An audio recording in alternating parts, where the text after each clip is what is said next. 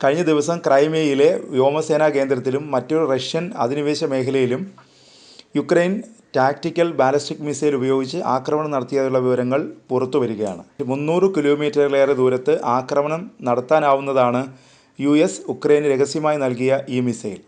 Army tactical missile system എന്നു പേരുള്ള ഈ മിസൈൽ നിർമ്മിച്ചത് LTV എന്നൊരു US കമ്പനിയാണ്. 13 അടി പൊക്കവും 610 മില്ലിമീറ്റർ വ്യാസവുമുള്ള ഇത് ഖര ഇന്ധനത്തിൽ പ്രവർത്തിക്കുന്നതാണ്. ആധുനിക മിസൈലുകൾ നേരത്തെ തന്നെ യുക്രൈന് നൽകുന്നുണ്ടായിരുന്നു. 2 വർഷം മുമ്പ് ഹിമാർസ് മിസൈലുകളും നൽകിയിരുന്നു.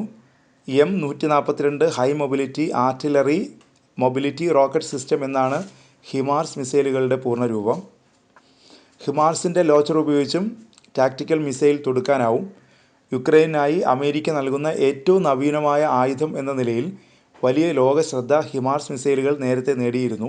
റഷ്യൻ അധിനിവേശം യുക്രൈനിൽ തുടങ്ങിയ ശേഷം 11ാമത്തെ ആയുധ പാക്കേജിലാണ് ഹിമാർസ് എത്തിയത്. എന്നാൽ ടാക്റ്റിക്കൽ മിസൈലിൽ നിന്ന് വ്യത്യസ്തമായതാണ് ഹിമാർസ് ഹ്രസ്വദൂര മിസൈൽ. ഒരു സ്ഥലത്ത് നിന്ന് മറ്റൊരു സ്ഥലത്തേക്ക് നീക്കാവുന്ന മൊബൈൽ ലോഞ്ചറുകളിൽ വിക്ഷേപിക്കാവുന്ന മിസൈലുകളാണിവ.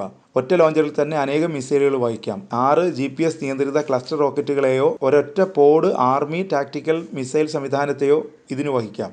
ലോഞ്ചറിൽ നിന്ന് വിക്ഷേപിക്കാവുന്ന മിസൈലുകൾക്ക് 75 കിലോമീറ്റർ വരെ റേഞ്ചുണ്ട്. മിനിറ്റുകൾക്കുള്ളിൽ ഓട്ടോമാറ്റിക്കായി ലോഡ് ചെയ്യാവുന്ന സംവിധാനമാണ് ഈ മിസൈലുകൾക്ക് വലിയ പ്രഹരശേഷി നൽകുന്നത്. ഇത് റഷ്യയെ കൂടുതൽ പ്രതിരോധത്തിലാക്കിയിരിക്കുകയാണ്.